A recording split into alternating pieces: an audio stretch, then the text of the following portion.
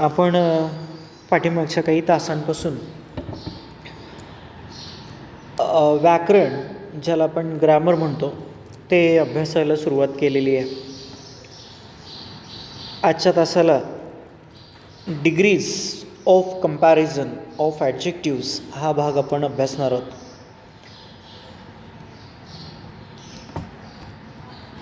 ज्याला आपण डिग्रीज असं म्हणतो, म्हणजे तरतम भाव ह्याच्या गोष्टी ते आपण इथं मराठीमध्ये म्हणतो ना आपण, तशा पद्धतीनं इंग्रजीमध्ये ह्या डिग्रीज अभ्यासणार आहोत. एक वाक्य इथे दिलं आहे, यतीन इज स्ट्रॉंग.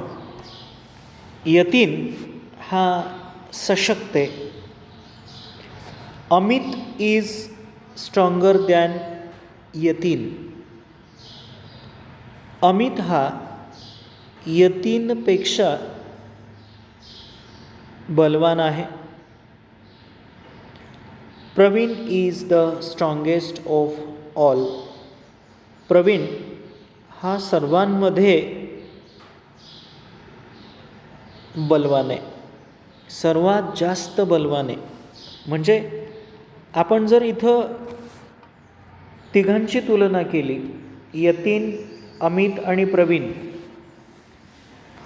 यतीन हा स्ट्रॉंग आहे, यतीनपेक्षा अमित स्ट्रॉंग आहे, आणि यतीन आणि अमितपेक्षा स्ट्रॉंग हा प्रवीण आहे. इथं जे विशेषण वापरले स्ट्रॉंग, इथं स्ट्रॉंगर दॅन, आणि इथं द स्ट्रॉंगेस्ट. ज्यावेळी अशा प्रकारची विशेषणं विधानांमध्ये येतात, त्यावेळी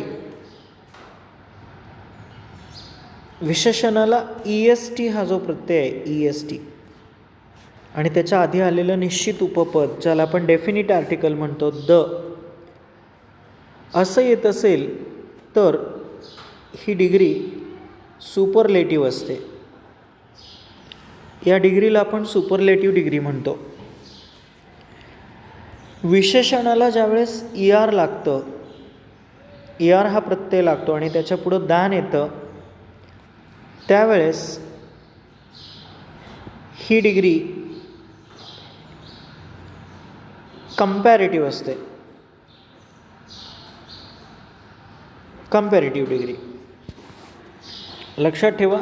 ER दान म्हणजे विशेषणाचा ER फॉर्म येतो, त्याच्या पुढं दान येतं. कंपॅरेटिव्ह. सुपरलेटिव्हमध्ये द हे डेफिनिट आर्टिकल आणि त्याच्यानंतर विशेषणाचा EST फॉर्म येतो. तर पॉझिटिव्हमध्ये मूळ विशेषण येतं, त्याला आपण पॉझिटिव्ह डिग्री म्हणतो. जसं की आपण ह्याच्या आधीच्या इयत्तांमध्ये, म्हणजे अगदी 6वीला 7वीला अभ्यासलेलं होतं. Strong, positive, stronger, comparative, strongest, superlative. केवळ विशेषणांचे रूपं आपण बघितलेली होती, पॉझिटिव्ह, कंपॅरेटिव्ह आणि सुपरलेटिव्हमधील.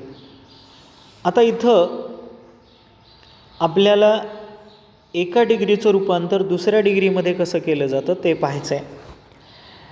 विश्लेषण दिलं आहे. In sentence 1 the adjective strong is in its simple form it is called positive degree. इथं जे पहिल्या वाक्यात स्ट्रॉंग आलेलं आहे ते सिम्पल फॉर्ममध्ये आले, साध्या रूपामध्ये आलं आहे, आणि म्हणून त्याला पॉझिटिव्ह डिग्री असं संबोधलं जातं.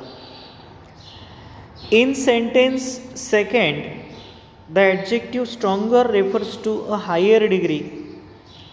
इथं जे स्ट्रॉंगर आलेले दुसऱ्या विधानामध्ये ते हायर डिग्री दर्शवतं. When there is a comparison of two nouns, जिथं दोन नामाची तुलना केली आहे, दोन नाउन्स किंवा नामं म्हणतो आपण, त्यांची तुलना केली, एक यतीन आणि दुसरं Amit, it is called comparative degree, आणि म्हणून त्याला कंपॅरेटिव्ह डिग्री म्हणतात. ER is added to the basic adjective. जे मूळ विशेषण आहे त्याला ER जोडलं जातं. मग अशीच मी तुम्हाला सांगितलं आहे. त्याच्यानंतर इन सेंटेन्स थर्ड, तिसऱ्या विधानामध्ये adjective strongest refers to the highest degree of comparison of one with more than 2 nouns. तिसऱ्या विधानामध्ये स्ट्रॉंगेस्ट हा शब्द दर्शवलेला आहे, अर्थात ते ॲडजेक्टिव्ह आहे, ते हायेस्ट डिग्री दर्शवत आहे.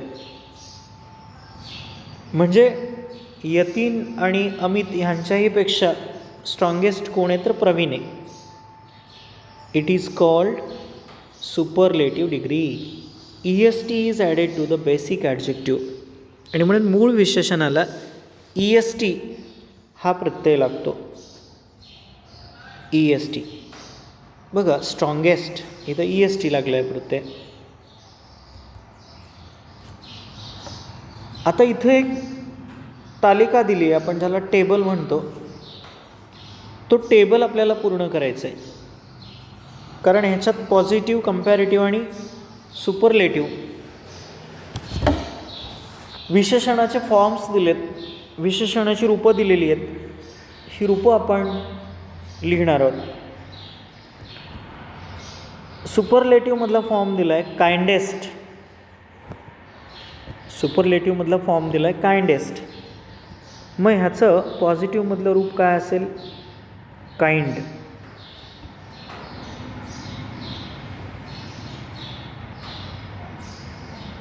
काइंड.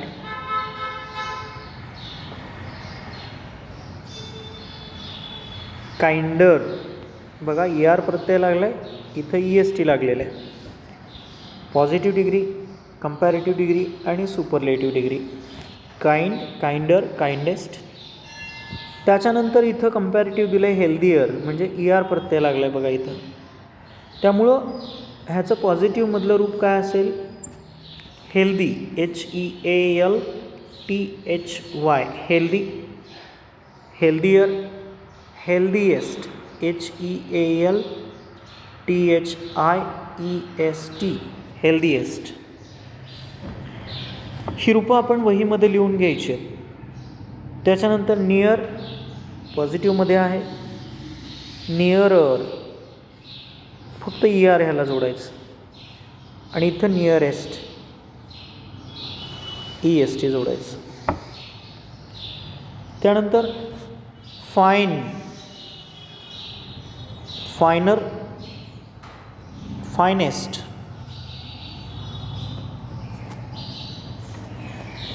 त्यानंतर इथं अर्लीएस्ट असं रूप दिलं आहे. अर्लीएस्ट. अर्ली, अर्ली, अर्लियर आणि अर्लीएस्ट. स्मॉल, स्मॉलर ER लागतो प्रत्यय, आणि स्मॉलेस्ट EST. फास्टर कंपॅरेटिव्हमधलं रूप दिलं आहे, पॉझिटिव्हमधलं असणार आहे फास्ट, आणि इकडं फास्टेस्ट. शेवटचं हाय पॉझिटिव्हमधलं आहे, हायर आणि हायेस्ट EST फॉर्म. हा टेबल आपण वहीमध्ये काढा, आणि हे सगळी रूपं जी आहेत विशेषणांची डिग्रीजमधली ती लिहायची आहेत. Adjectives which have more than 2 syllables, long words. म्हणजे काही विशेषणं अशी आहेत की त्याच्यामध्ये 2 पेक्षा जास्त सिलेबल येतात. म्हणजे जे लॉंग वर्ड्स आहेत, मोठे शब्द आहेत, take more and most before them to form comparative and superlative degrees. अशा वेळेस मात्र त्या विशेषणावरून कंपॅरेटिव्ह विशेषणाचं फॉर्म करताना किंवा सुपरलेटिव्ह डिग्री करताना मोर आणि मोस्ट ह्याचा उपयोग होतो. उदाहरण बघायचं झालं तर आपण बघू शकतो हे उदाहरण. उदाहरणार्थ सक्सेसफुल पॉझिटिव्ह डिग्री आहे ती सक्सेसफुल. ह्या सक्सेसफुलच्या अगोदर मोर आपण घेतलं, more successful comparative degree. Superlative degree करत असताना या सक्सेसफुलच्या आधी आपण मोस्ट घेतलं, म्हणजे मोस्ट सक्सेसफुल ही सुपरलेटिव्ह डिग्री झाली. याचा अर्थ काय, तर कंपॅरेटिव्हमध्ये मोअरचा उपयोग आणि सुपरलेटिव्हमध्ये मोस्टचा उपयोग करून तुम्ही अशा प्रकारचे डिग्रीचे फॉर्म्स बनवू शकता. Give the comparative and superlative forms of. आता खाली काही विशेषणं दिले आहेत, ॲडजेक्टिव्स दिलेली आहेत इथं. ह्या विशेषणांवरून आपल्याला त्यांचे कंपॅरेटिव्ह आणि सुपरलेटिव्हमधले फॉर्म्स द्यायचे. जसं की ॲन्शियंट प्राचीन, ह्याचा कंपॅरेटिव्हमधला फॉर्म लिहित असताना मोर एन्सियंट असं करावं लागेल. म्हणजे ह्या ॲन्सियंट या शब्दाच्या आधी मोर घ्यावं लागेल. हा झाला कंपॅरेटिव्ह फॉर्म. परंतु हा सुपरलेटिव्ह फॉर्म ज्यावेळेस आपल्याला करायचे त्यावेळेस ह्या ॲन्सियंटच्या अगोदर आपल्याला मोस्ट घ्यावं लागणार आहे, मोस्ट, आणि त्याच्या पुढं ॲन्सियंट, मोस्ट ॲन्सियंट. म्हणजे आपण इथं कशाचा उपयोग केला, मोस्टचा. इथं वापरायचं आहे मोर आणि इथं वापरायचं आहे मोस्ट प्रत्येक शब्दाच्या पूर्वी. म्हणजे more ancient, most ancient. Special, more special, more special comparative form झाला. आणि हा सुपरलेटिव्ह फॉर्म काय आहे, most special, most special. Significant, more significant, most significant. Advanced, more advanced, most advanced. ह्याच्या पुढं ॲडव्हान्स्ड शब्द लिहायचा. ॲक्युरेट, मोर ॲक्युरेट, आणि इथं मोस्ट ॲक्युरेट. अशा पद्धतीनं मोर आणि मोस्ट ह्याचा उपयोग करून आपण कंपॅरेटिव्ह आणि सुपरलेटिव्ह डिग्रीचे फॉर्म्स लिहू शकता. When in a line of a poem human characteristics are given to something non human, the figure of speech used is personification. कवितेच्या एखाद्या ओळीमध्ये एखाद्या नॉन लिव्हिंग किंवा नॉन ह्युमनला, म्हणजे निर्जीव घटकाला मानवी वैशिष्ट्य लागू केली जातात. म्हणजे एखादी निर्जीव वस्तू, ज्याला आपण नॉन ह्युमन म्हणतो, ती सजीवासारखं वागायला लागते, माणसासारखं वर्तन करताना दिसते. त्यावेळी त्या वाक्यामध्ये, त्या ओळीमध्ये जो अलंकार होतो, ज्याला आपण फिगर ऑफ स्पीच म्हणतो, तो असतो पर्सोनिफिकेशन. म्हणजे ह्याला मराठीमध्ये आपण चेतना गुणोक्ती असं म्हणतो. चेतना गुणोक्ती अलंकार, पर्सोनिफिकेशन. चेतना गुणोक्ती अलंकार असं संबोधलं जातं या अलंकाराला. अर्थात हा अलंकार कधी होतो, ज्यावेळी एखादी निर्जीव वस्तू सजीवासारखं वर्तन करते असं वर्णन आलेलं असतं. कवितेमध्ये असं वर्णन येतं. उदाहरणार्थ, फॉर एक्झाम्पल, हमिंग ट्रीज. एक उदाहरण दिलं आहे त्यांनी, हमिंग ट्रीज. रनिंग रिवर, धावती नदी. स्माइलिंग फ्लावर्स, हसणारी फुलं. आता ज्यावेळेस आपण बघतो हमिंग याचा अर्थ गुणगुणणारं, गुणगुणणारं झाड. झाड कधी गुणगुणतं का, नाही.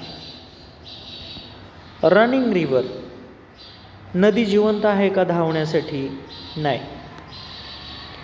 स्माइलिंग फ्लावर्स, फुलांचं स्माईल, फुलं स्माईल करू शकतात का, नाहीत करू शकत. परंतु माणसं किंवा मानव जात म्हणतो आपण, ती स्माईल करू शकते, धावू शकते. गुंजन करू शकते.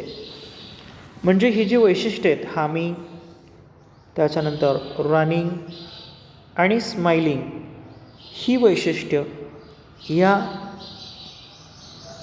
सजीव आणि निर्जीव घटकांना लागू केलेली आहेत. म्हणून इथं चेतना गुणोक्ती हा अलंकार होतो. याला आपण पर्सोनिफिकेशन म्हणतो. फिगर ऑफ स्पीच विचारला जातो परीक्षेमध्ये की एखाद्या ओळीमध्ये फिगर ऑफ स्पीच कोणता आहे. तर पर्सोनिफिकेशन आपण कधी ओळखायचा, जेव्हा human characteristics are given to something non human, at that time there is the figure of speech and that is personification. Find the examples of personification from the poem. आता कवितेतून आपल्याला पर्सोनिफिकेशनची उदाहरणं शोधायला सांगितलीत. तर आपण बघूयात की कोणत्या प्रकारची उदाहरणं या कवितेमध्ये दिलेली आहेत. बघता येतील.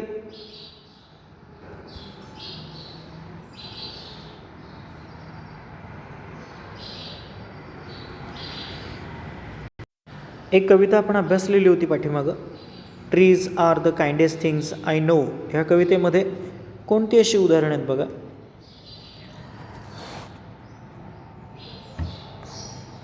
Trees are the kindest things I know, they do not harm, they simply grow, they give us fruit in leaves above and wood to make our houses. बघा इथं दिलं आहे बघा, moon floats on the sky किंवा trees are the kindest things I know. ही उदाहरणं पर्सोनिफिकेशनची सांगता येतील. किंवा touch the beams of morning sun. ही उदाहरणं सगळी आपल्याला पर्सोनिफिकेशनची देता येतील. तर या ठिकाणी आपण आज डिग्रीज ऑफ कंपॅरिझन आणि त्याचबरोबर पर्सोनिफिकेशन हा अलंकार अभ्यासला. पुढच्या तासाला आपण नवीन घटक अभ्यासूयात.